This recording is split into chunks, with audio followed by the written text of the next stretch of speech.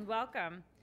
The open meeting law requires that I notify the public that this meeting is being recorded. Therefore, please be aware that an audio and visual recording of this meeting is being made and broadcast by Boston City TV, which is a part of the City of Boston Office of Cable Communications. And now I hand the meeting over to Carl Richardson. Good evening, everybody. I'd like to call the April Boston Disability Commission meeting to order, and I'd like to start with introduction. And to my far right is... Hi, I'm Kristen McCosh, the Disability Commissioner for the City of Boston. I'm Jerry Boyd, Commission Member, resident of West Roxbury. John Winsky, Commissioner, Commission Member, and resident of Fenway, South End. Carl Richardson, Commission Member and a resident of Brighton. Kyle Robidoux, a Commission Member, and I live in Roxbury. Dusia Lubovskaya, Commission Member, and I live in Mission Hill. Felicia Battles Birdsong, Commission Member, resident of Dorchester. Is that everybody? Yeah, Delsey's not here yet. Okay, No. great. Is Next, there anybody on the phone? No. No. great. Next, I'd like to approve the February and March minute. Do I have any motions? Motion to approve. Any second? Second. Second. All those in favor? Aye. Aye. All those opposed? Ayes carry it. Ayes carry the motion. Minute approved. Next, we have a presentation from the member of the Me Too Orchestra, Caroline Winden. Wonderful. Where's the best place for me to speak? The podium. At the podium. Yep. Having people at the podium? Okay. So I'm Caroline, and I met with Winston in the Disabilities Office a few weeks ago, and he invited me to come and speak today. I am a fairly new resident of this area. My husband and I moved to Malden back last summer because the Massachusetts Department of Mental Health offered office space for our organization, the Me Too Orchestra. But I want to back up and tell you a little bit about how we started and what the idea behind this organization is. I met my husband, who is a world-class conductor, and his name is Ronald Brownstein. I met Ronald in Vermont in 2011. And we were co-workers at that time for an orchestra. And I knew upon meeting Ronald, he had been hired as a new music director and conductor, I knew immediately that his mental health was not very good. But beyond that, what I recognized was his genius and his artistry on the podium in front of all these musicians. And I thought, okay, so we've got a little work to do on his mental health. But this is a man of immense talent and an incredible gift of empathy for others. He connects with people so beautifully, so we'll just work on the mental health piece in order to empower him to do his best at his job. And probably it was naive of me not to realize until it was too late that the people that we worked with did not view him the same way that I did. They looked at him and saw someone who was probably mentally ill and was going to create more work for them if he couldn't quite handle everything on his plate. And so before very long at all, it really only took a few months, they had rallied our board of directors and had gotten Ronald fired from his new job. And there's a lot about that I'm not allowed to speak about at this point, but there was a lawsuit after that, and I actually had heard enough discriminatory talk about Ronald on the job that I was able to help him in that suit, which was settled out of court, and we both left the organization. And not long after that, Ronald came to me and he said, Caroline, I want you to help me with something because I don't want to go back to my professional world that I've been a part of. This is a man who had conducted in Berlin, in London, in Taiwan, Tokyo, San Francisco, many of the world's biggest orchestras, most successful orchestras. And he said, I don't want to do that anymore. I want to work with people like me. I want you to help me start a bipolar orchestra. And I did not leap for joy at that idea. I immediately went online and Googled because I thought, okay, I've got to find out if anybody else has even attempted something like this. And I went back to Ronald and I said, okay, what I know is that we can't use the name Bipolar Orchestra because there's already a rock band in Germany that uses that name. And the closest thing I could find to what he was suggesting to me was the gay men's choral movement.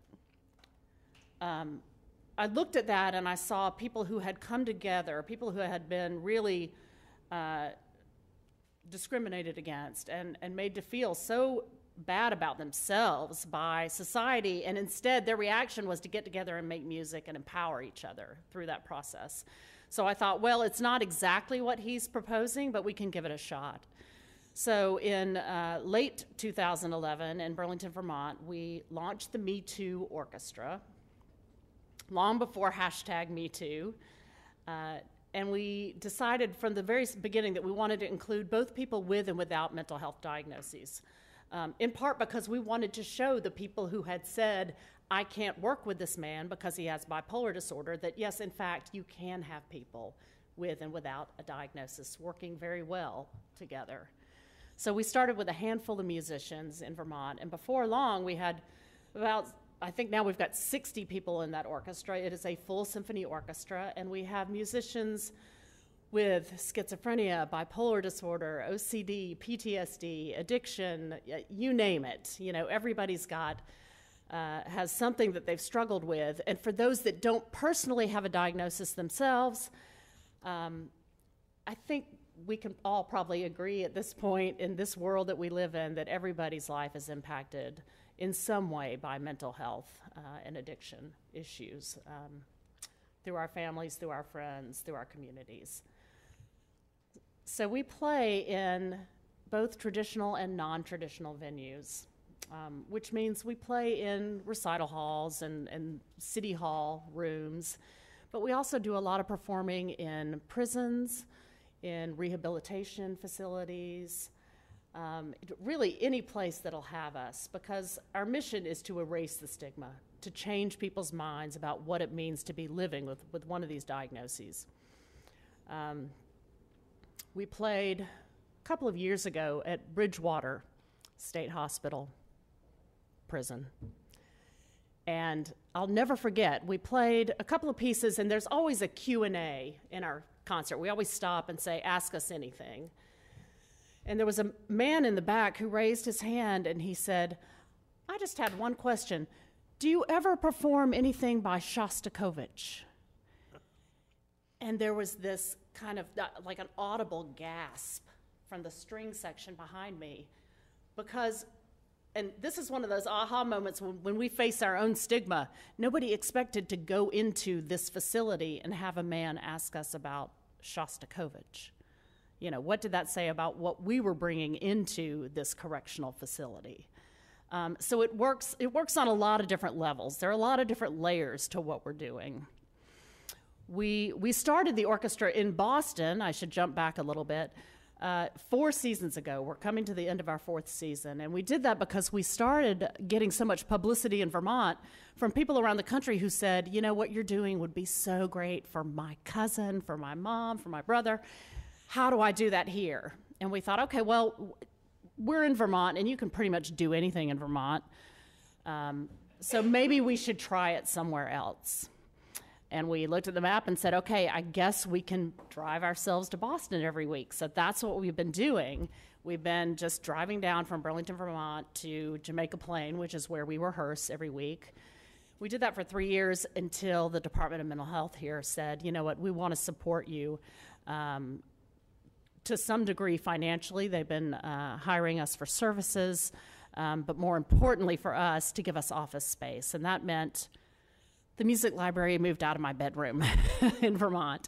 So that's when we made the trip down, the move down to Vermont, or to Boston, and started really focusing our programming here. We now do a reverse commute to Vermont. We've been working to kind of package what we do and empower other people in other cities and states to form their own Me Too ensembles. We have a group in Portland, Oregon now that is playing under the Me Too umbrella. We have a group in Atlanta, Georgia, And I've got people on the line in Pittsburgh and places in Texas and, all over the place that are interested in seeing this happen. And so for us, our vision right now is that Boston becomes our hub for what will become a national network of these organizations for people living with mental illness. I feel like I should stop at this point and let you ask questions if you have them, because I can talk a lot, but I should probably do a little bit of listening. Hi, I'm Felicia Battles Birdsong. I have a few questions. Where in JP are you in studio there in Jamaica Plain still? We were at Hope Central Church for a couple of years, and this year we moved to Bethel AME Church. Okay. So we rent space there every week. And so are the musicians, are they stipend, are they paid, or no? No, and actually I should have mentioned this right up front. We want to make this absolutely accessible to people. There is no fee to join. There is no audition to join. And so when you look at this orchestra visually, it's pretty striking because we have everything from college age up to people in their 80s. And some people who started playing very young, some people who came back to their instrument after 34 or 40 years away from it. And in one case that comes to mind, someone who started playing the cello at age 72. So it's a wide cross-section of people, and they're not paying to be a part of it, and they are not reimbursed to be a part of it, although some of them are professional musicians. Thank you. This is Zari. I love classical music, and I'm so happy you're doing this. I was wondering if you ever play any compositions by people who had mental illness. Have you ever done research on that? I have. You mentioned Shostakovich. I was thinking, was there a specific reason? And then I was thinking, well, there are probably other composers that have. So many composers, yes. Absolutely. And our repertoire up until this point has primarily been, as they call them, the white dead guys. A very traditional classical repertoire. In part because that's feasible for us financially, but our long-term vision would be to commission works from people who are living, now with these disorders, who are creating great things, because we know they're out there. And of course, a lot of the white dead guys also lived with some really, they lived through some pretty torturous times themselves. So yeah, that's something that we think about a lot. Yeah.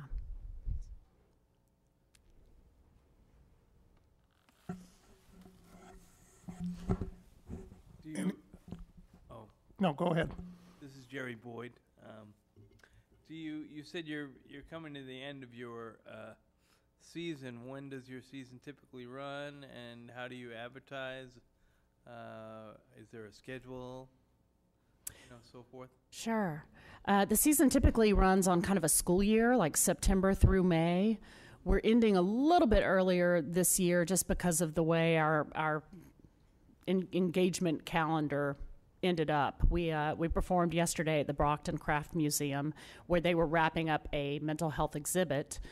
And I'm glad you asked. We have a free concert coming up on Monday, May 7th, and that's going to be our first concert in the building where our offices are now located. That's the Fuller Mental Health Facility, and we'll be performing downstairs in the basement in their gymnasium. So that's a concert that's for patients as well as the general public. Where is that located? 85 East Newton. Okay. Yeah. Caroline, can we schedule you to come to like a facility or a hospital? Absolutely. I'm always looking for potential venues and ways to reach new audiences. So I'm always interested. I mean, part of the challenge is that we're not small. It's about 40 people here in Boston, and I hope it'll be 50 next year and 60 the year after that.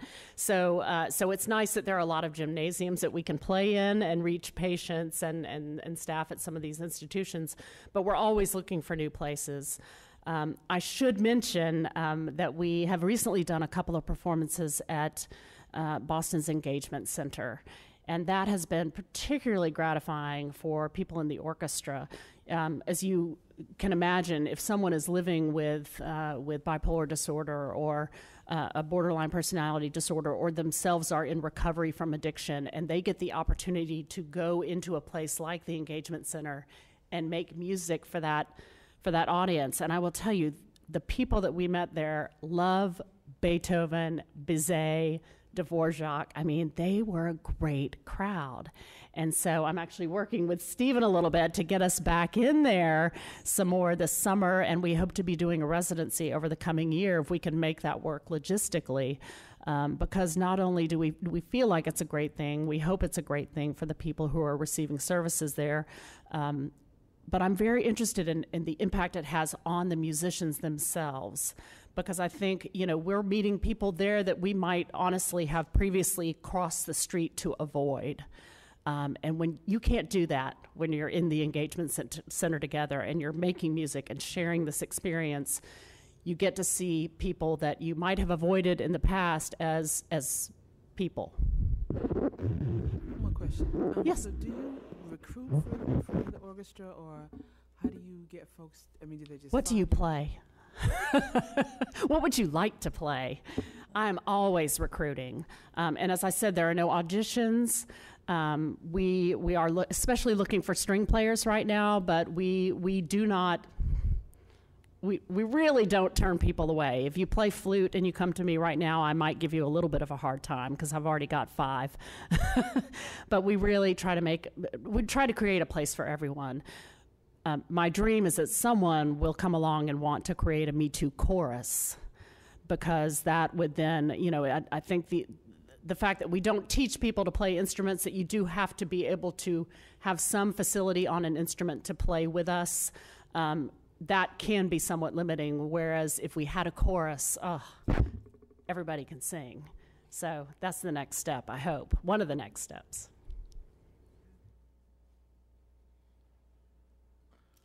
Okay. Any other questions for Miss Whitten? How do you pronounce your name? I'm sorry. You're doing beautifully. Whitten, well, and I'm originally from Georgia, so it's Whitten. Okay. Or just Whitten. Thank you very much. All right, thank you very much. Carl, I My believe pleasure. someone in the audience may have a question. Does anybody have questions pertaining to the Me Too Orchestra? And if so, make their way up to the podium. A quick one, Carol, stay here. okay. Would you mind sharing your website information, your phone number, in case people want to Absolutely. get in touch with you? Okay. Our website is Me Too Orchestra. That's M-E and the numeral 2 Orchestra, ORCHESTRA.org. And our email address is info@metooorchestra.org. And the phone number to reach us is 802-238-8369.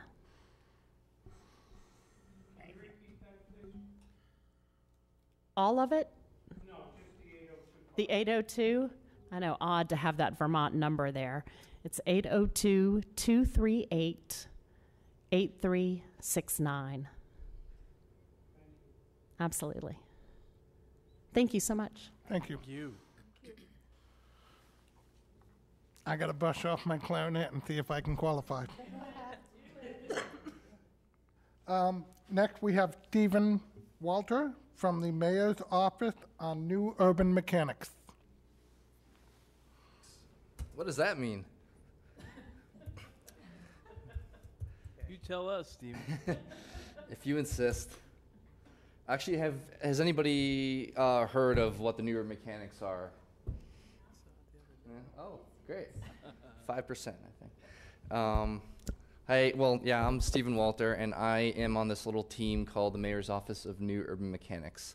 I'm going to take you through what we are, what we do, and some of the projects, and hopefully inspire some interesting questions and conversations. So, who are we? Well, we are the Mayor's Civic R&D team. We do research and development around new ways of providing services to Boston residents.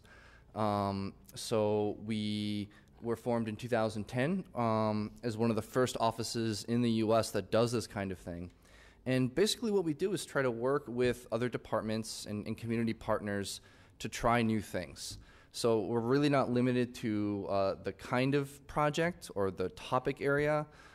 If it's an experiment and if there are things to test, we're interested. And one of the things we like to say is that we're the department of failure. We add, everybody around the city has really great ideas and can be brilliant and can do innovative things. What we offer that's different is simply the ability to fail in a way that other departments might not have. So in the same way that if the transportation department were to fail to provide a service to people, that's not good, and people's lives could be at stake. So we added in a capacity to make a mistake, if that's what happens, and just to take risks in general. And when something is successful, we work with the department to scale that thing up and make it a real thing. And if it's a failure, we take it, we write it up, and we share what we learned with other cities, other departments, and with the community. And if you can see in the slide there, it's sort of the way we work generally falls around into three phases. So we explore, experiment, and evaluate. Our first phase of exploring is simply we try to have as wide of a net as possible. Any person in the city, whether you're a resident, a department, an organization, if you have an interesting idea that you don't think the city of Boston has explored yet, let us know. And we will do research. We will poke around, see if other people have done it, and then who knows what might happen. Then we experiment. We make something or work with somebody to make something or to put something out in the real world, and we see what happens. So we evaluate it. Sometimes other people are doing these experiments, and they bring us in to evaluate what they're doing. We're very happy to do that. And we try to be as flexible as possible with this thing. And if there's anything that our work, our sort of philosophy boils down to, and especially because we deal a lot with technology and sort of new tools, we think it's incredibly important to stress at all times that innovation is not just about apps, and it's not just about data or dashboards or sensors or the Internet of Things, which is the new thing people talk about. It's about people. And anything that makes it easier for any person in the city of Boston to feel like they have the ability to shape the city that they want to live in, that's something that's innovative, and that's something that we're interested in. And so to take you through sort of the 5 lessons that we've learned over time through some of our projects, I'll start with this one. So this may seem like common sense, but it's not often in city government. We try to build things that people want and need. So we don't just, we don't just, throw a bunch of iPads into a classroom and say, great, that's innovation. We try to listen to what people are saying and bring things that are really responding to the needs that people have. So one quick example is City Hall to Go. So this was an experiment we did a few years ago in bringing city services, like very basic transactions, like getting a dog license or getting a parking permit. We wanted to bring those things to neighborhoods so that people didn't always have to come all the way to City Hall. And so we basically converted what was an old Boston Police bomb truck into like a food truck for city services. And we since have bought a new vehicle, and we go to neighborhoods all around the city. There's a calendar. You can see when it's going to be where, and people can come and do services. It's a very basic thing that people asked us for, and we tried to provide. We also think that how you build is just as important as what you build. In a democratic context, a lot of times, it's not just the product or the output that matters. Sometimes it's just the process and the way that you build relationships and you talk about something, you deliberate about something. Sometimes that is the key innovation to anything, really. And so one example of this is a project that we did last year dealing with housing. So, Boston is dealing with some real housing shortages, and one of the things that we looked into is this small or tiny housing movement. So the idea of these micro units where people who are maybe college students or maybe people who are older and don't want to take care of a big place, maybe they're interested in an apartment with a much smaller footprint. but we don't know. So what we did was we built a fully functioning 385 square foot tiny apartment, and then we brought it on a road show to neighborhoods around Boston. So we plopped it at the Rosendale T-stop that you see there, the commuter rail stop. We brought it to the Mattapan bus station, and we brought it to a bunch of places and asked people to just come in and tell us what you think. We tried to make it family friendly and fun, so there were some games, there were people there to talk to. We tried to bring as many different audiences as possible into the thing and listen to what they were saying. And what we learned from there is informing right now the city's new housing policies. So we also try to encourage and enable civic behavior with everything that we do. So we recognize in government that it's not just what we do. You know, people who live in the city also have some stake in making the city the place they want to live in. And so one of our actually first projects ever was called Citizens Connect at the time, and it's now called Boston 311. You may have heard of it. It's basically, it's just like 311. So it's the non-emergency system that the city uses to respond to problems. So maybe there's a pothole, maybe there's a streetlight that's out, maybe there's a rodent. So in addition to calling the number or coming to City Hall and talking to someone, you can now use this app to take a picture of the problem. It will know your coordinates based on GPS, and then you can send that issue in, and Public Works will respond. And it's been a great success. I think we have 85,000 users right now and have had over 1 million cases completed through the app. And we've gone through a bunch of different iterations over time, trying to make the app respond to, you know, changing ways people use technology, trying to reach new audiences with it, and trying to bring in new features. And one of my favorite new features gets at this next sort of lesson, is that we try to use experiments and the things that we do to build trust and compassion with people. So one example, like I said, the app is basically used to take a picture of a problem, and that picture gets sent in, and Public Works or somebody else fixes it. So it's a very negative experience if you think about it. It's like, I'm upset, there's a problem, I'm taking a picture and it's getting sent. So we did this experiment where we added in an ability for the city workers to actually take a selfie of them fixing the problem. So if you can see there, you know, it's basically two workers paving a pothole that they got sent from a person who lived in the area. And this is not just some silly, you know, frivolous thing. Doing things that enable trust and compassion with people has enabled, for instance, this app to, it led to the users of the app to report more things. So we actually did a study with the Harvard Business School, and we found that over a year time, a person who got a picture back of people fixing their problem were 3 times more likely to actually report again. And we also saw that people tended to report different kinds of things. So if you're like one of those pothole people and you're out taking pictures of potholes everywhere, we found that it got people to think a little bit more deeply about other issues, and also go to other neighborhoods and think about those neighborhoods and how they might be able to help. So putting that human face on the people fixing problems was key.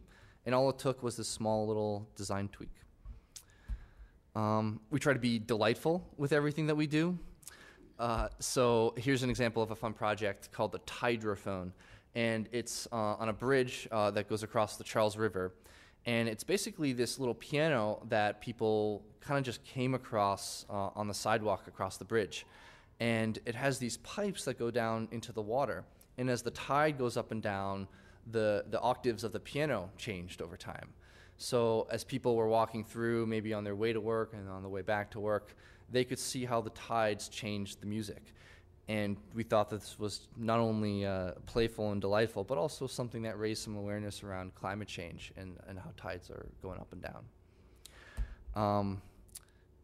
You know, let me just refresh this, because as Caroline was talking, she made me realize that I should include a picture of the project that we're working on with her. And by the way, it's a total coincidence that we happen to be working on some cool projects together. So she mentioned the engagement center. So if you're not familiar with this, this is a day shelter that the city put in last August on Melnia Cass and Mass Ave. So this has been very sort of negatively portrayed in the media as the methadone mile. It's an area of the city that provides a lot of services to people who are in active addiction, and it's also a highway overpass, so it's a very dangerous place for everybody. And so it's also the place where the city's 2 homeless shelters are.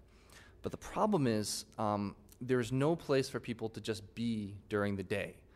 And for people who are maybe not ready for recovery, or people who are not ready to leave the area, we wanted to make something where people could just be and actually want to be there. So not, be there and get, recovery, shoved down your throat. There were recovery services there when people wanted it, but we wanted a place where people can just go and watch TV or hang out or lie down for a second or go to the bathroom or grab a sandwich. There's a library there. There's a nursing station. There are games. Just a place where you can go and feel a little bit more human and not be treated like you don't belong, hanging out there. So this has been a really interesting project. We're at capacity every day now. We have about 100 people that use it. Our team, New Urban Mechanics, we designed the space, the interior of the space, and we're designing and have designed some of the programming.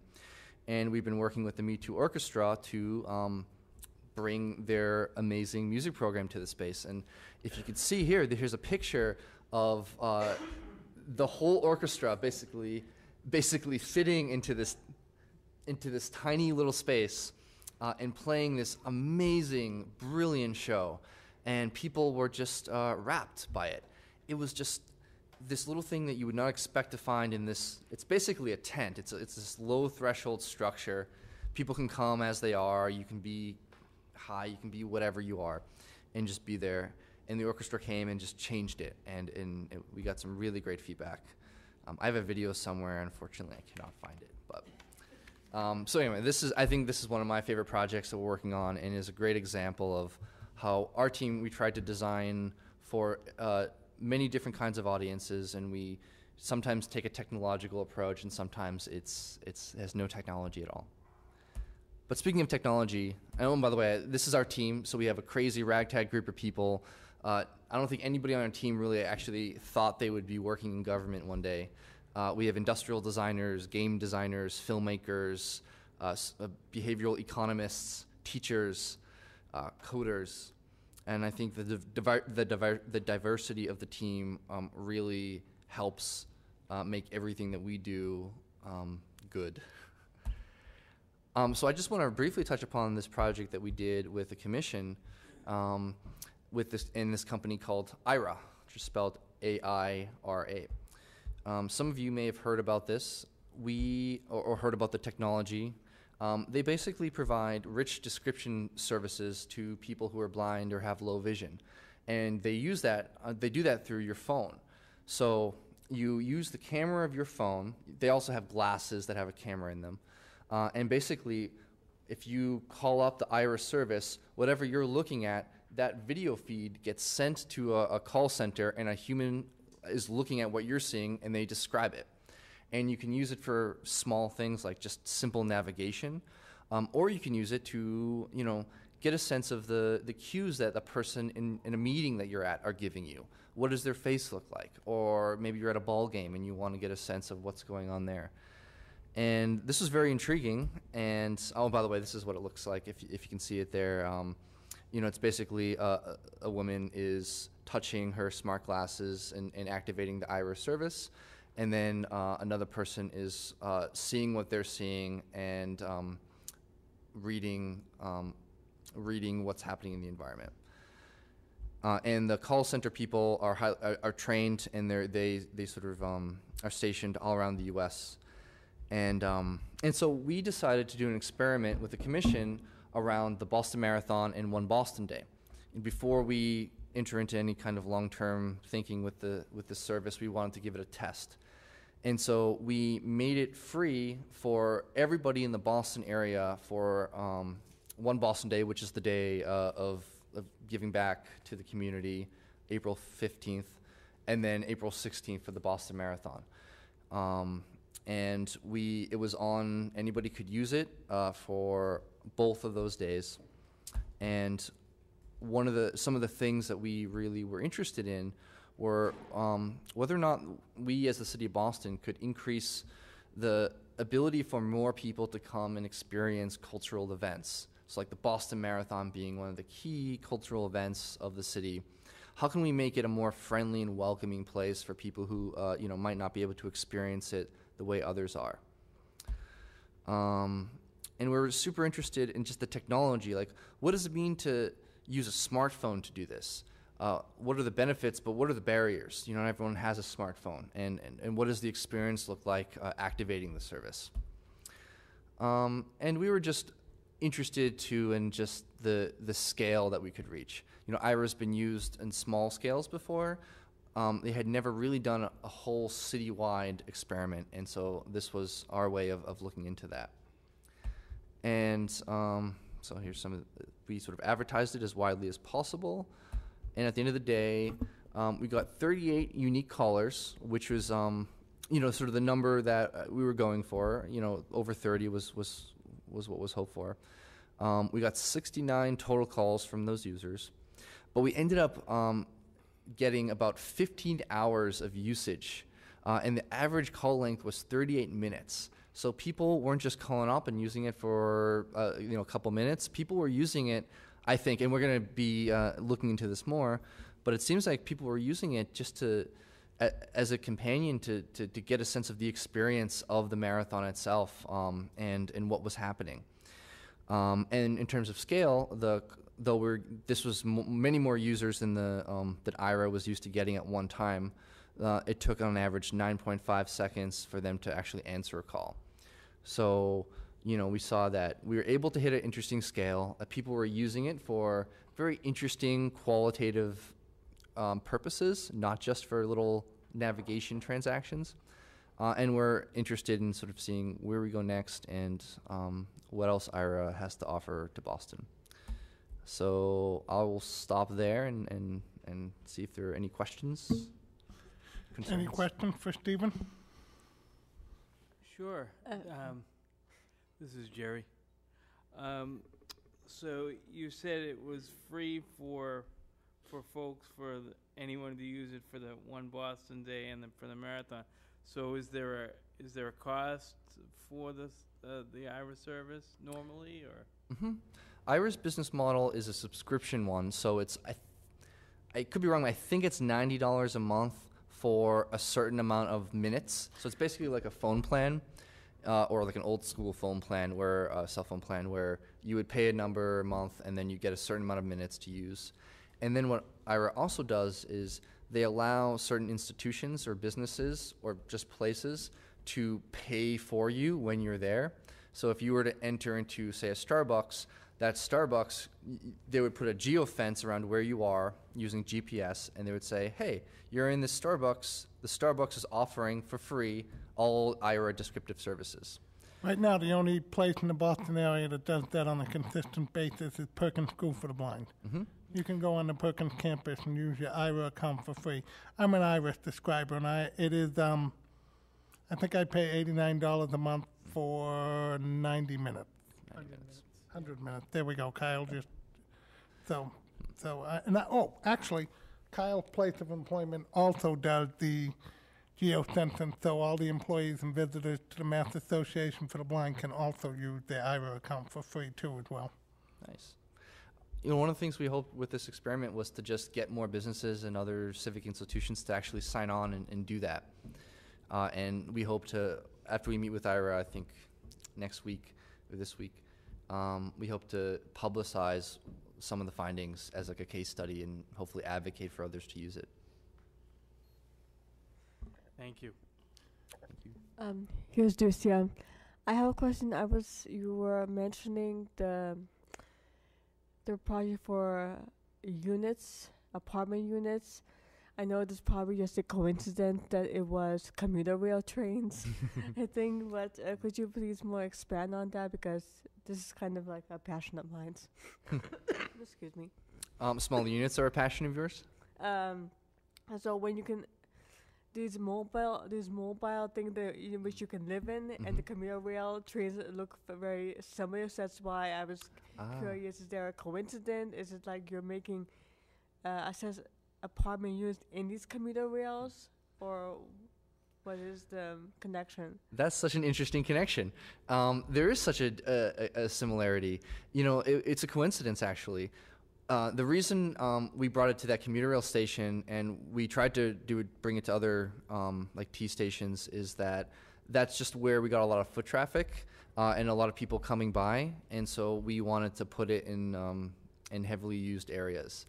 But I think the idea behind the tiny units, both the one that we tested and what other people are doing, is to put them near transit and to, you know, make it so that these things are as accessible to as many people as possible. And, you know, I think in terms of housing in general in Boston, you know, the more density that we can have near these transportation areas, the better. And so, yeah, interesting coincidence, but there's definitely a connection between the transportation hubs and any kind of housing unit. So thanks for bringing it up. Thank you. I have a question just around, I appreciate your comments around the what and the how, is, you know, who the what is being built and the how piece of it as well. And I think a big piece of that also is the who. So I was just wondering if on the urban mechanics staff, if you have anyone has an expertise in assistive technology and or any people with disabilities on staff as part of that team. We do, and I will say that working on assistive technologies is actually relatively new for us, and so this is we hope this is just one of the first things of many that we work on regarding, I don't know, technologies of this kind. But you know, it's a great point that we actually didn't mention the who, but it's actually one of the first questions that we try to ask, especially when it comes to new tools and technologies, is, you know, for whom is this optimized for, and who is it leaving out? Because that's always happening. There's never a technology that is doing it all for everyone. And we try to, this is sort of a human-centered design approach that we try to take that's centered around designing for the margins first. So as opposed to designing for some sort of made-up average, whatever person, we try to find the edge cases or the people who maybe haven't had the benefit of being designed for as much. So how do we optimize a design for people on edge cases? And how do we then think about that actually being a really great asset for bringing just good design in general to a much larger population? And we're always looking for community partners that can fill some of our gaps, both in terms of experience and expertise. So totally would love any feedback and any interesting ideas from anybody in this room. And can I just add too that Urban Mechanics reaches out to my department frequently, and we always give input. We've actually had some user input from some. We've done some focus groups with people with disabilities. We did one fairly recently on self-driving cars to talk about how that would impact people with disabilities, how we could get in on the ground floor as far as looking for accessibility features. So we work very closely with New Urban Mechanics, and they always reach out to us to get our input. I would say you're very forward-thinking when it comes to accessibility and inclusion. Probably the most forward-thinking department of all, because that's what they do. They problem solve. They look for, like you said, people on the margins, other things that other people don't think about. So it's a really vibrant, exciting office. And speaking of the small housing units, there was one on the City Hall Plaza a few years ago. Did anybody get to visit that? Yeah. And it was fully ADA compliant. And it was like, I don't know how many square feet was it? 385. 385 square feet. Wow. It was so cute. I'm like, I wanted to run into it. I'm like, it was cute. Really, really well done. So I would say they definitely, pay attention to that. And if anyone has any ideas, some of the fun things that you see around the city are really projects done by New Urban Mechanics. One thing I'm thinking of is the smart furniture. Like there's a bench across the street. Sofa. Yep. And like you can, what features does that have? It's got a solar powered thing where you can charge your phone. It's got little USB things. Yep. There's a lot of fun things like that they do like that. So definitely let me know if you have any ideas.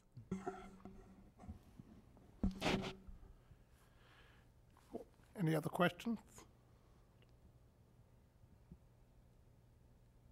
Thank you. Thank you. Thank you. Thanks. Audience question, Carl. Yeah. Carl, audience question. Have you approached the Boston Public Library with the IRA idea? That's a great idea. Oh, we haven't actually. We work with them on a few different projects, and I don't know, because you know what's actually funny about this IRA idea? I think it all transpired within the course of about a month.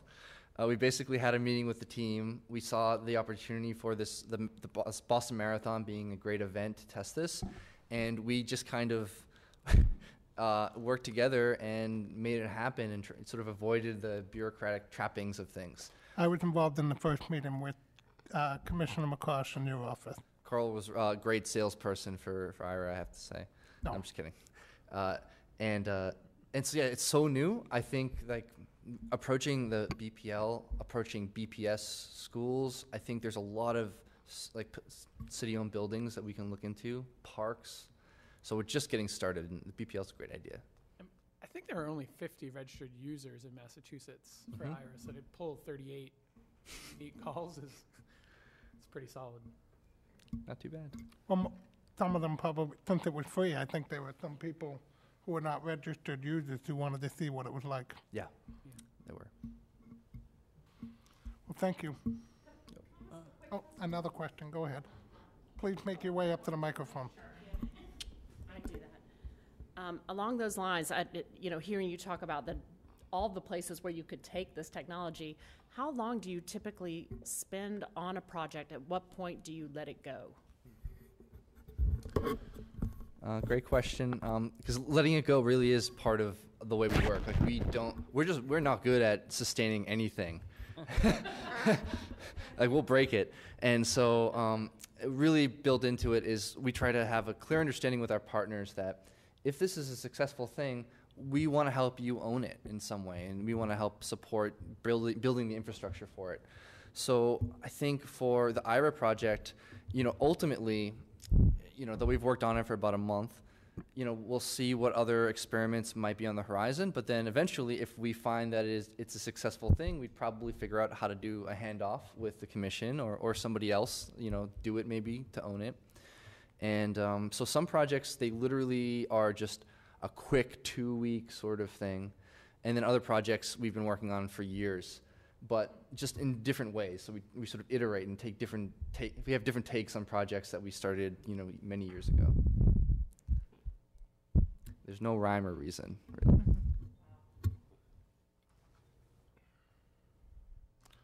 Okay, then. Thank you. Thank you. All right. Thanks. Thank you.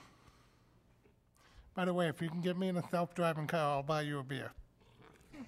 Fair enough. Tall beer. No drinking and driving. There you go. Next on the agenda is the interim chair's report. I'm going to skip over that because I don't have much to add tonight. So next we have the commissioner's report from Commissioner McCosh. Thank you, Carl. So first I wanted to update the board on the open board seats. As you may know, 2 years ago we got approval that was approved at the state legislature to increase the size of the board from 9 members to 13. So we had a lot of great applicants. We did interviews a few months ago, and we're working with Intergovernmental Relations to try to find some space that we can use to hold 13 members with disabilities, because as we can see, we have 7 people here right now, and it's pretty crowded. So logistics are the big thing that are holding us up, but we're working on that and hope to have that solved in the next few weeks, because we're ready to go with appointments. Secondly, just to update you on some of our ongoing programs and initiatives, we completed our Deaf Tax Days a few weeks ago, and we had 3 full days of people who were deaf coming in to get their taxes done. Jessica Doonan, my chief of staff, was a big help in that project, and we do that every year, and it's super successful and super helpful. It's part of the tax program that the city does, preparing taxes for free for people who meet certain income guidelines. So this is 3 days that are dedicated specifically for people who are deaf and need ASL interpretation. Next, to update you on our accessibility priority survey, we have over 400 surveys completed, and our goal is 500. We'd like to finish it by ADA Day this year, so July 24th. And then in September, we'll begin analyzing the data as part of a strategic plan that I'm going to undertake in my office with my staff to really look at the results, see what people think is working in the city, what's not working with the city. Maybe we can come up with a way to reach out to New Urban Mechanics and see if there's anything we can implement insofar as ideas that people have about access in the city. So it's a really big undertaking. We've been working on it. It will be a year in July. And we're really excited to see what kind of results we get, because it's our first big push just to people with disabilities to get their input on access in Boston. If you haven't taken the survey, please log on to our website, boston.gov/disability, and take it yourselves. So next, another update I have is we're currently working on a list of accessible spaces in the city, in the commercial areas, that we would like to put out to the public, so people know where they can park. We're almost done with that. Hope to launch that soon. We're not going to really be listing the neighborhood spaces because those are ones that residents have applied for, but the public spaces, we get a number of inquiries about where they're located, so we think that will be a good thing. And then lastly, on office updates, we have a fellow starting the end of this week. He'll be here for 1 month. He's coming in from Moldova. And we're going to have him working on some policy research on disability and human services and government services and equity for people with disabilities. So we're excited to be hosting him for the month. And then an update on some of the things that we do as far as policy work. Probably our biggest impact as an office is on systemic accessibility. We work with all departments like MONUM and everything from the BPDA to BTD, elections, to implement policy changes that increase access and inclusion. So when we create these changes, then it really creates access systemically throughout the city in what we are able to achieve. So a few things that we're working on now are the Disability Housing Task Force. This is a task force that came out of Mayor Walsh's Boston Housing 2030 plan 3 years ago. So the Disability Housing Task Force meets once a month, and we talk about housing challenges and opportunities for people who are disabled and not elderly. It's a population that's not often looked at and can be left out of programs and policy work. So we've had a lot of successes with that, and one of the recent successes has been implemented. It's the accessory dwelling units. Have people heard of that? I may have mentioned it before. Was that something that you worked on? Okay, another MONUM initiative.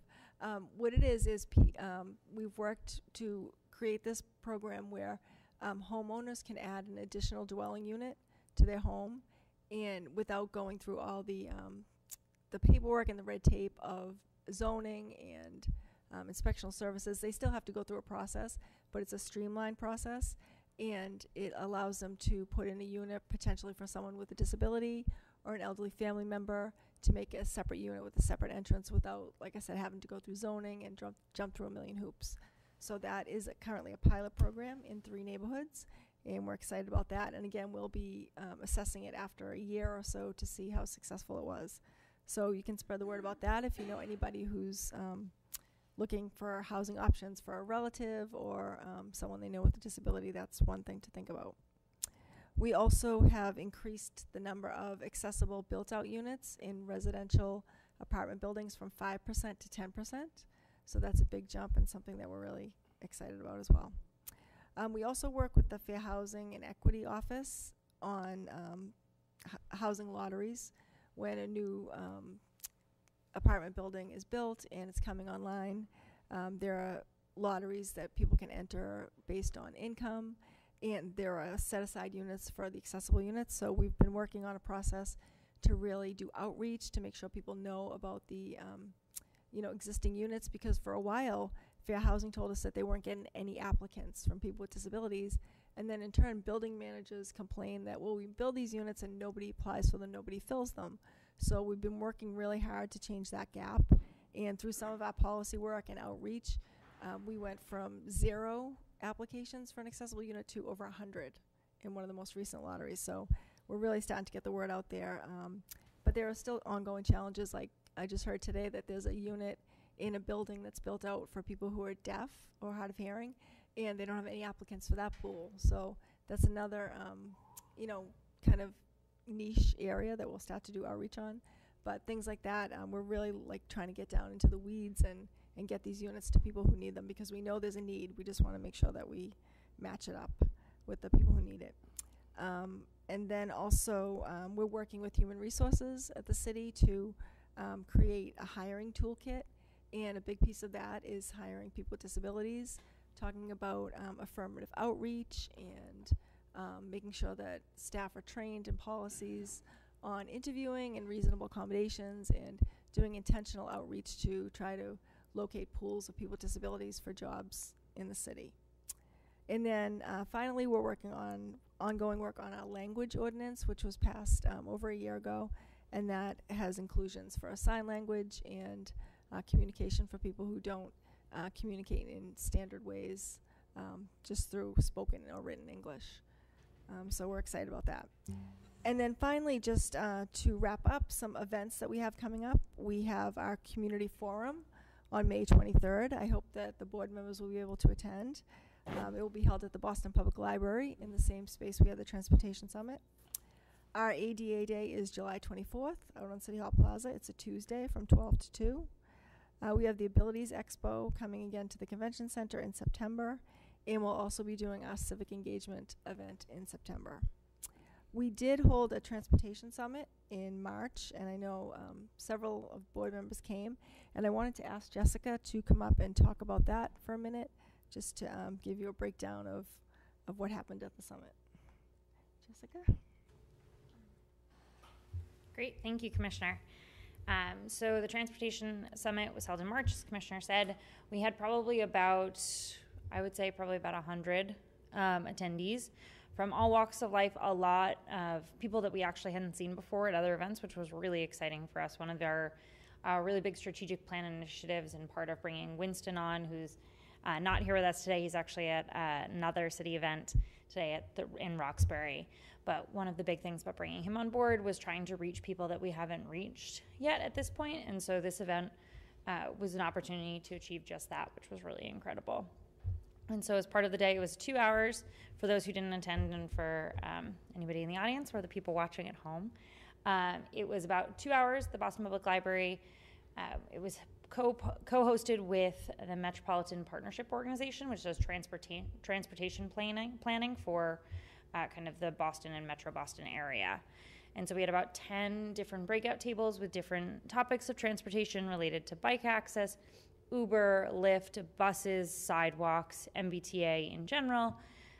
Anything you could think of, we had the topic. Self-driving cars, all sorts of topics. And then people had the choice of sitting at those tables with both a scribe and someone who was facilitating the conversation, and then also an expert on that topic. And so people were able to kind of give their feedback and their thoughts and concerns related to the different aspects of transportation, in hopes that the MPO is able to then incorporate it in their 5-year transportation plan. They have extensive notes that they're trying to get through at this point. So we haven't gotten any sort of report back from them, but we do think that the event was a really big hit. We got a lot of good feedback from people, a lot of critical feedback about different aspects of transportation, and actually a lot of people were very impressed with the turnout and the number of people and kind of the information they were getting. So we're hoping to maybe host an event like this in the future, or host events similar to this on different topics. So not just transportation, but how else can we bring kind of the important key members and key stakeholders in different topics, and bring the disability community to them so that they're able to hear the concerns and comments in different areas. Yeah, and if the board has any suggestions for topics, we're always welcome to let Jessica or myself know, and we'll definitely work on it. We would like to make it an annual event, not necessarily on transportation, but just, like Jessica said, breakout sessions on a certain topic with user experts and stakeholders at the table. So we will share the results. I'm sure they'll be spread widely, and they'll be part of the MPO's report. So we're looking forward to that, and looking forward to doing it again. Great, thank you, Jessica. And just one final update. I know we've been working with the library to get better access to the front entrance, and we have a commitment from them to have the ramp reinstalled in time for our community forum in May. So once I get that information, I will be sure to update everybody, but it's just a few weeks away now, about a month away right now, so they're on track to have the ramp installed before then. And that's it, unless anybody has questions. What time is the community forum on the 23rd? It's 2 to 4. Thank you. And is this going to be a permanent ramp? It should be a permanent temporary ramp. They're going to be building a built-in ramp as part of their longer-term capital planning to do the front entrance over and provide access. Because it's a historical building, it's all beautiful architecture, so they have a whole plan to improve accessibility, but this should remain until that is I know built. that the math office on disability met with the Boston Public Library the other day to talk about accessible tours too. Oh, okay. So I don't know if you're aware of that. That's just something you should be aware No, of. but that's great. Yeah. Any other questions for the commissioner? No audience. Okay. Oh, we have one. Audience. What the audience, I'll allow the audience to ask the commissioner questions at the end. We could do it now. Is that okay? Just where it's on topic? Sure. Okay. Any questions for the commissioner? David. David. Yes, how are you going to be distributing the notes from the Transportation Summit, please? We haven't. Hold on 1 second. Sure. Just for the sake of audio transcription and the captioning, the question was, how are you going to dispense the notes from the Transportation Summit? My thinking is that where it was, like Jessica said, it's so much information. I mean, it was 10 tables of 7 or 8 people each, talking for, half hour, 2 half-hour sessions. So they're going to pull together a report. So I'm thinking it will be like a brief summary of trends and, main themes that they heard, and then more detailed notes. So I'm assuming they'll be giving us a report, which we'll be able to distribute widely. We'll probably put a link on our website. That will be the easiest way. But we'll get the notice out in our email newsletter, and at all our events, we'll have links to the information.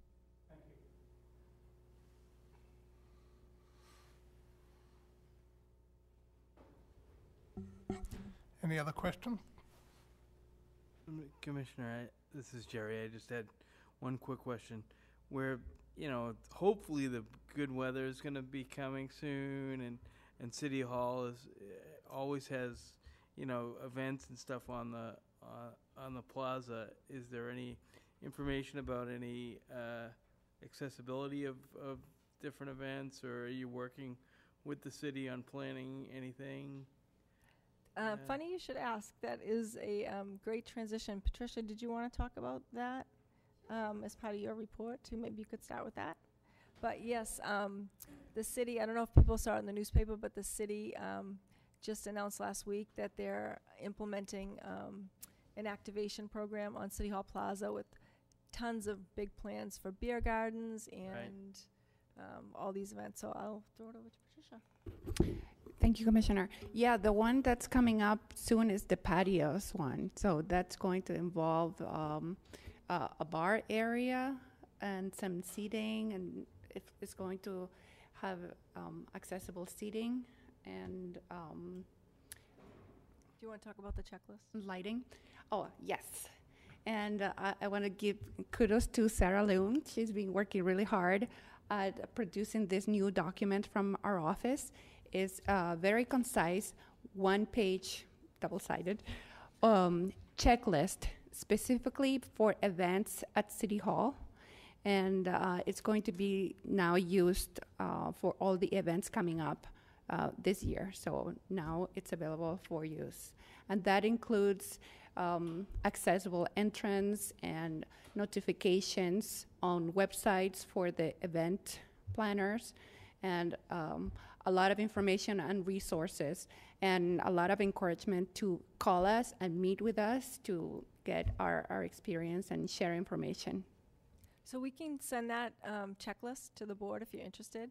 Like Patricia said, it's 2 pages. Everyone who's having a large event on City Hall Plaza, like Hub Week or the patios or the Winter Boston event, will have to fill it out, and it asks very specific questions about, like, are there accessible bathrooms? Where are they located? Is there an accessible path of travel? You know, they have to identify the area where they'll be on the plaza, and a lot of really stuff to make them think about access at the event. Whereas before, the biggest pushback we get from proponents who are having events is, oh, we didn't know we had to do that, or, you know, we never thought about it. So this will be part of their application to apply for an event on the plaza. So we're really excited about the patios coming up, because it's going to be our first event checklist that for accessibility that will be implemented. And that's supposed to open up next week, I think. Yeah, I Or think the it is May- next week, yep. A couple weeks, May 4th, I think it is. Yes, May 4th, yep. So thank you. Do we want to go ahead and segue into your architectural access report, Patricia? Exactly. Thank you, Carl. My name is Patricia Mendez. I'm the Architectural Access Specialist. Good evening, everyone. I would like to update you on the Architectural Access Board proposed regulation. We've been having public meetings throughout the state. In total, there's going to be 6 public meetings, and we've done 3. The first one was in Amherst, second one in Worcester, and third one in Boston. Next week, there's one in Salem, and then Fall River and Hyannis. The purpose of these public hearings is to get feedback on the proposed regulations for 521 CMR. This is a process that has been taking a long time, about 8 years, so we're excited to see this moving forward. The other part of this process is the potential change on Massachusetts regulation.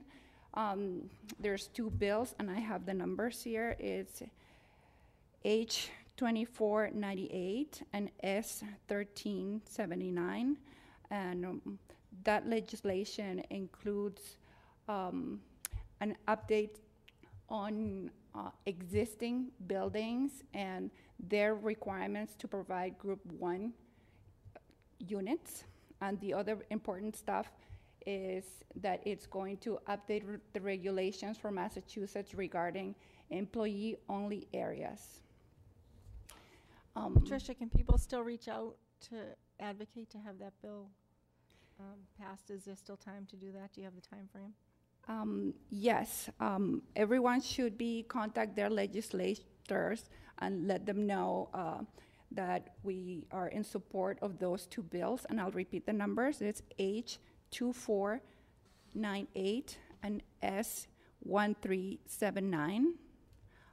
Our commission supports the passing of those bills because it's going to increase the employee opportunities, the employment opportunities for persons with disabilities, and it's going to increase housing numbers for persons with disabilities. So it's very important to contact your legislators. So those are 2 different bill numbers. So one's in the House and one's in the Senate. Is there a difference between the 2? No, it's the exact same The exact bill. same. Okay.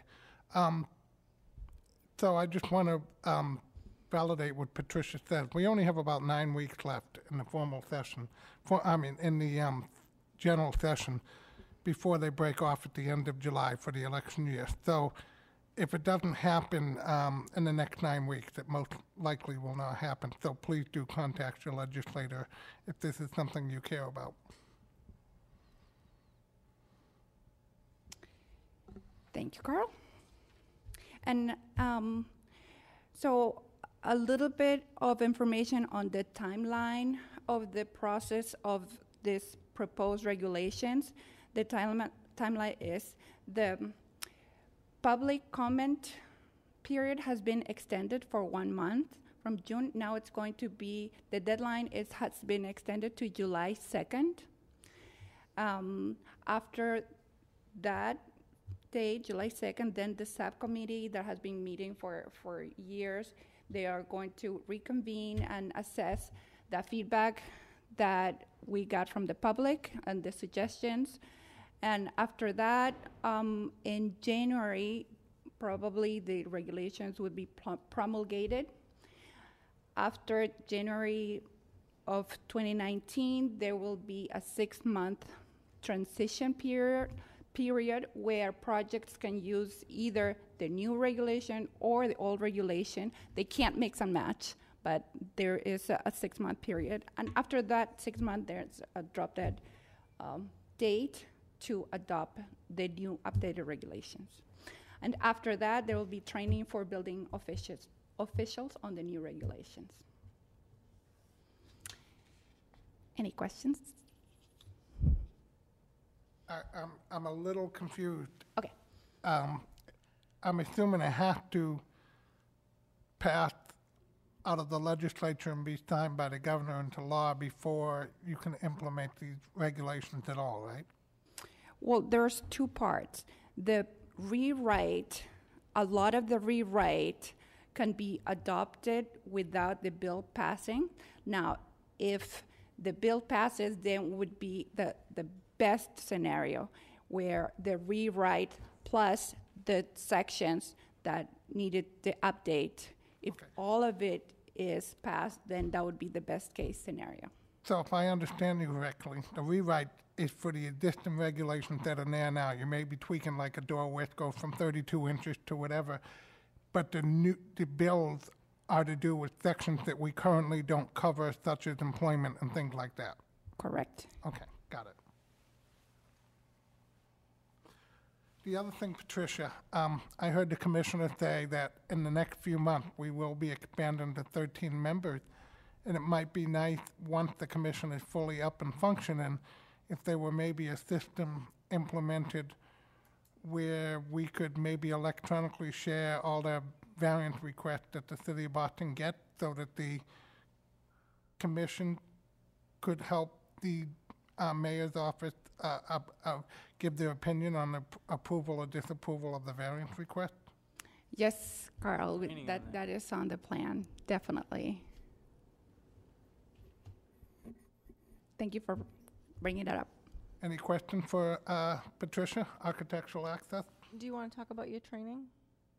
Yes, we sent out the information about the May 18th trainings, and I'll take RSVPs from the persons that would like to come and attend. The audience that we're targeting is ADA coordinators of municipalities and commissions on disabilities, and the subject is how to review variance applications for the Massachusetts Architectural Access Board. So that's a good segue for me to hopefully have new members appointed before May 18th so that we can get them to the training. That's it for me, Carol. Thank you. Any questions for Patricia? Thank you. All right, next we have old business and old action items. Does anybody have any old business or action items that they wish to discuss? Jessica or Jamie? No. I'm sorry, what, Kristen? Just asking Jessica and Jamie if they had any. My staff, but we don't. I'm sorry, still didn't hear you. Sorry, I was asking my staff if we had any, Okay. but I don't. They said no. Okay. Any new items that anybody wishes to discuss?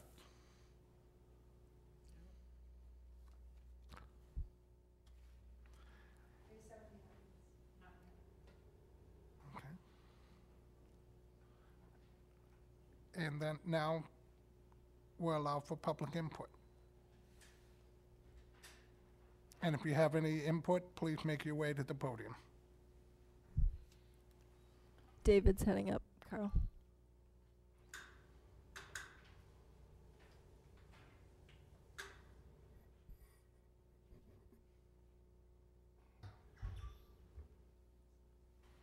Good evening, everybody. David Vieira from Hyde Park. I just want to, in the spring season, bring to everybody's attention again that it's bike season in Boston, and it seems that the police department and the city are making bikes very accessible in our city, but that makes it a problem for people with disabilities because the bikers are parking, locking their bikes up on poles that obstruct sidewalks.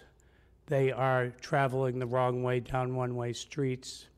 They are riding their bikes in sidewalks and across active pedestrian crosswalks when people like me are trying to get across the street.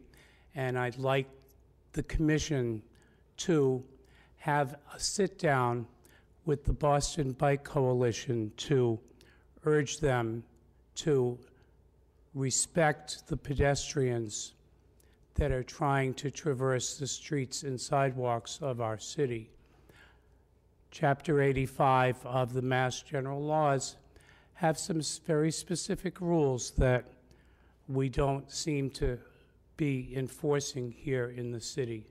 So I put that on the table for you. And I also recommend that on a beautiful spring day, you try to walk through Copley Square and avoid bike obstacles. You'll find it virtually impossible. Thank you. Thank you, David. Thank you, David, for bringing that to our attention.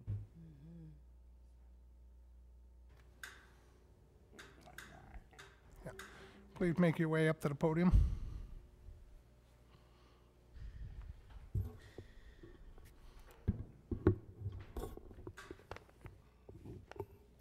Elizabeth Dienklauer, Back Bay. This does touch upon old business, but it really expands upon it that there continues to be a problem with alternative transportation for people who use wheelchairs. That in addition to what is currently available with the the MBTA ride vans with lifts, a number of new vans are now on the road, and this new set of vans, I don't think they had user input because it is very restrictive. Although it's suboptimal anyway to have two wheelchair users, say two power wheelchair users on the same ride van, it does sometimes happen that occurs. And on the other vans, you could safely strap down two such chairs. Now with these newer ones, now that they've created a permanent bench space that wasn't available, that wasn't enforced before, that it was a retractable seat that could be put down as needed, lifted up as needed. Now that it's a stationary bench that's always down, it is not feasible to have two wheelchairs tied down for the same vehicle. I was in a situation myself where because the van pulled up and I was the second chair, we just squeezed the two chairs on. The driver was saying, "I don't think I can do this," and I would have therefore missed the business meeting I was going to be attending by the time something else could have been arranged. But we made it work, but barely, and our chairs were basically touching each other to do so, and in some cases that just wouldn't be a workable situation. Touching in the sense of my foot plates were up into the back of her chair. So the other problem is that with the continued scarcity of Lyft and Uber wheelchair accessible vehicles, or the fact the new piece I want to introduce here tonight is that those minivans, even best case scenario, cannot accommodate all power chairs.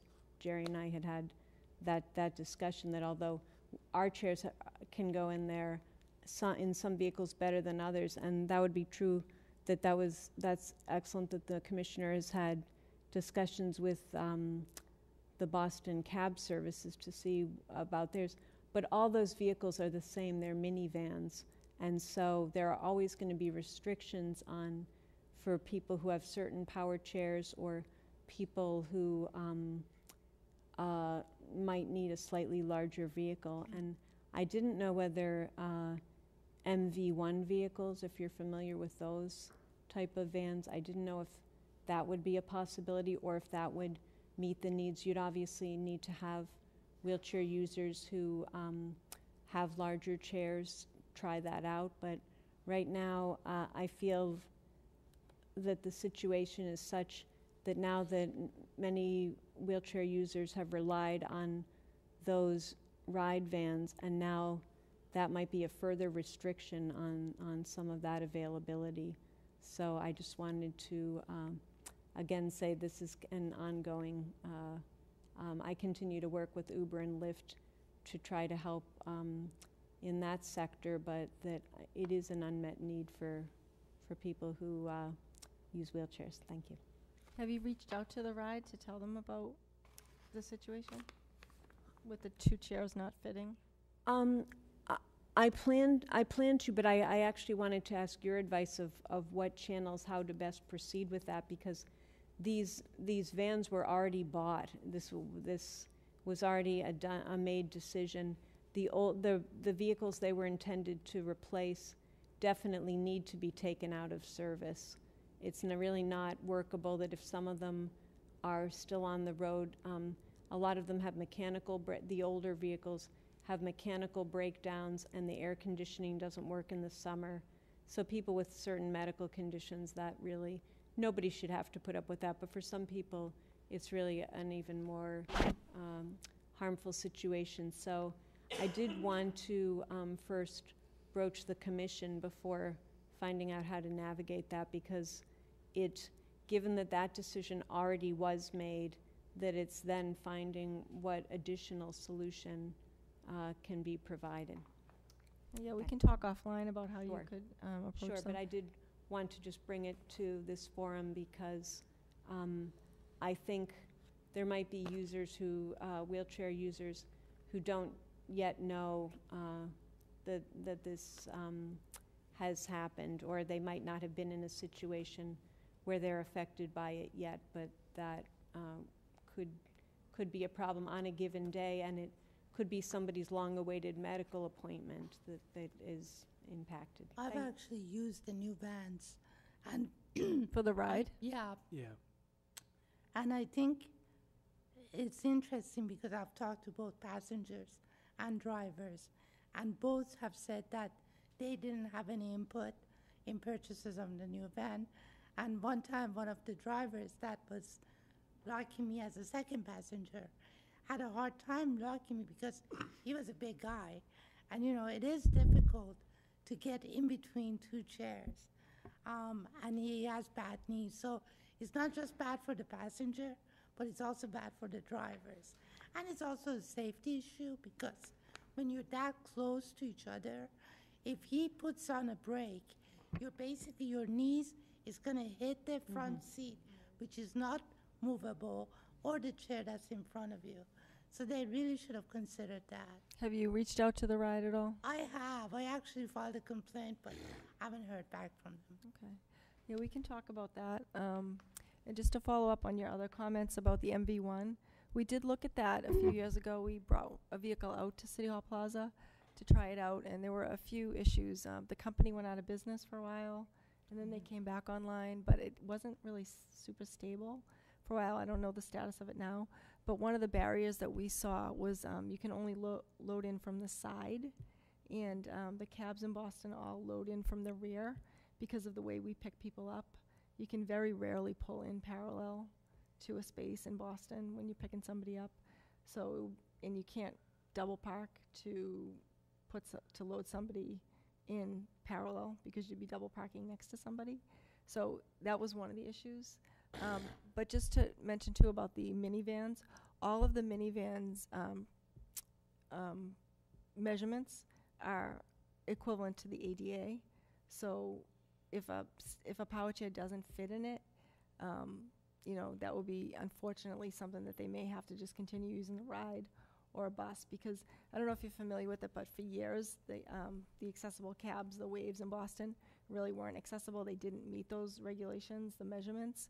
But now we go strictly by that, and they are fairly generous. that a lot of chairs will fit in them, but I do know a few other friends of mine in chairs who don't fit in them. But I don't see them making them any bigger, the regulations, than they Yeah. are now. 2 follow-up points. My issue isn't literally being able to go up the ramp, but for instance, just tonight, coming over, I was riding in a lift vehicle, and because these are used for both wheelchair accessible vehicles, as wave vehicles, as well as for regular Lyft and Uber rides, there's a third bench that's retractable.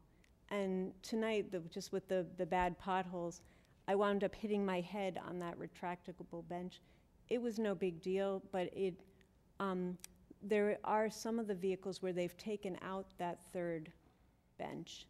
And I think there ought to be, I was speaking to the driver about it, about having some of them that are committed wave vehicles that would still allow you to have 4 other passengers, 1 in the front seat, and then the second bench is still there. But if that third bench were taken out, it's a question that once you're inside a van in a power chair, that there's not. So I think that this impacts more people. Even for myself, I've had to, in some of the vehicles, we've had to put the chair on the diagonal or those kind of things. So I'm not talking about people who might really need a more customized solution. This is still in the realm of people who use power equipment. I think, like you said, it's definitely an ongoing issue, and we have a lot of work to do. So I would like to touch base with you after the meeting. Yeah, sure. The other issue, just to second the problem, the drivers also, I've spoken with more than one driver, and the other issue that the drivers don't like, apparently there's not a lot of legroom for them up in the front of those the new vans. So one of them told me, we give the new vans to the new drivers, and they think they're getting something special. But that's why he said they're doing it. Well, thank you for those points, and I just want to remind board members too, if there's anything that you feel you want to write letters of support or concern, please use your position to do so, because you do have a position as appointees of Mayor Walsh that carries some weight. So think about that moving forward. Great. You have another question? Okay, go ahead. Make your way up to the podium, please. He's there. Okay. Hi, my name is Jim Toza, and I'm from Saugus, and I'm also on the ACT board and the Salem Independent Living. The answer to your gentleman's question on the bicycle, I ride a bicycle too. I ride an e-bike because I can't ride a regular bike because of my leg. Your question is a good question. The problem is these hubways. And I'm a seasonal biker. I also use the ride when it's bad out. I also use a cane. But the thing is, I'm not a seasonal biker. I bike all year round. And I call them the crazies because during the spring, summer, and fall, everybody in the world comes out. Wintertime, it's dead. I'm like the only one out there on the road. But it's like these people just come out and they're like everywhere on the road. I agree with you. What you can do about that, I have no idea. If the police can do something with these hubways, I have no idea, because people have their regular bikes in, and I notice it. They ride on the sidewalks. They cut me off. So I mean, it's like they're all over the place, and it's like, what do you do? I don't know the question. Maybe Mass Bike might have a answer for you, but I don't have any question. I ride in Boston, I ride Somerville, I ride Cambridge, and I know what they're like. Believe me, I go through the same thing, and I ride a bike, and I know what your feelings are. Now, on the wheelchair part of your wheelchair, Uber Wave is trying to get on, because on the Act, we've been fighting for that because they feel discriminated. People in wheelchairs feel discriminated because it is their part of their body. And the blind can use it. I can use it. Right now it's $2. They're going to go up to $25 now. But I feel they call Uber Wave, but who owns a van? I mean, if you're gonna buy a van, they're like $30,000, and are these drivers gonna make that money to make back on these vans? I don't know. I hope Uber comes up with a solution, because they are being discriminated. And yes, there are for disability people, but they're discriminating against the wheelchair people. And I hear this at the ACT board all the time, every Wednesday, and because I'm on the board, and I hear from the same people all the time, how come we're being discriminated? How come we're being discriminated? You know, I have no answers. It's Uber, doesn't have a phone number. You can't call them. You can't email them. All you have to do is use their app. And it's called Uber Wave, and it says, and you go to it, and it says, oh, we're not online yet. Well, when you're going to be online, we have no idea. We don't even know when they're going to come online. I wish they would come to our meetings every once a month and tell us when they're going to come online to help these people with wheelchairs. They don't answer us, so I don't know what the solution is to that. Thank you. Jim, just to give you an update on that, we did have a meeting here in City Hall in January where we brought Uber and all the Wave owners and also the Ride to work on getting them all together to get the Wave vehicles into the Uber pool. And Uber is offering a $20 incentive per wheelchair ride for anyone who signs up to be on Uber and takes wheelchair trips. But there's just such hard feelings on the cab industry side that we've heard that no Wave drivers have signed up for Uber Wave.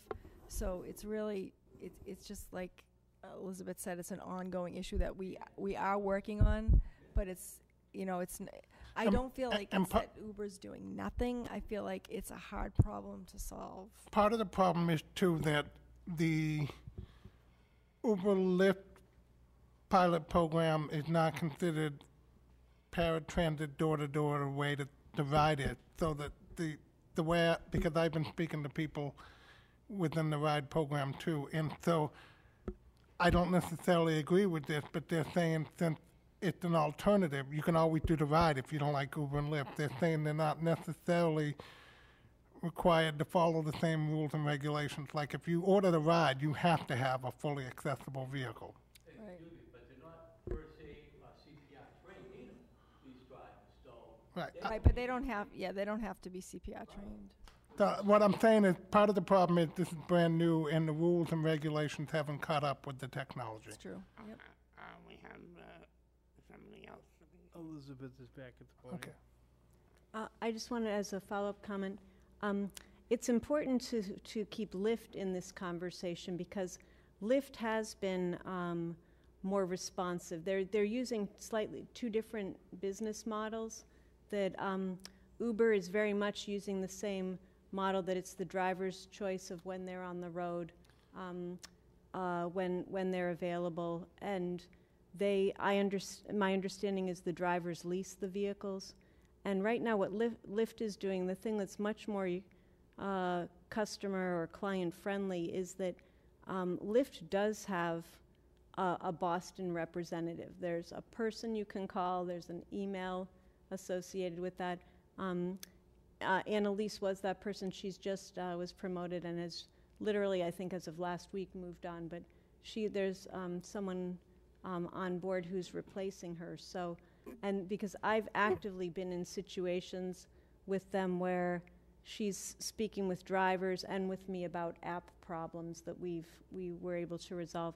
And interestingly, what Lyft does offer, although it's not sufficient and not well advertised enough, is that what they did as part of a contract, they contracted with First Transit out of Nashua, New Hampshire. So they have one designated vehicle from 5 a.m. In the morning till I think 1 a.m. now at night, who a driver who's paid by the hour. And unfortunately, there have been some days they have no ride. And I can assure you that's because wheelchair users don't know they exist. Because I agree. It's Uber is really the one that's talked about, but we will definitely keep that in mind. Lyft is, and So we really need, a year ago, May, I went to the MBTA Uber Lyft meeting and said, for people who are in wheelchairs, you really have to allow ride users to use both the Uber and Lyft app, not just one or the other. And although they put that into effect last July, many people still don't know it, that they are allowed to also sign up for Lyft. So I'm not trying to promote one over the other, but that's just, at the transportation meeting, I said that to the Uber rep, that Lyft does have, and I can provide that information to the commissioner for how that person can be reached. So Thank you, Elizabeth. it's still an ongoing work. Thank you. Any other input from the public? Do I hear any motions to adjourn? I move to adjourn. Any seconds? Second. All those in favor? Meeting adjourned. Thank you, everybody. Thank you.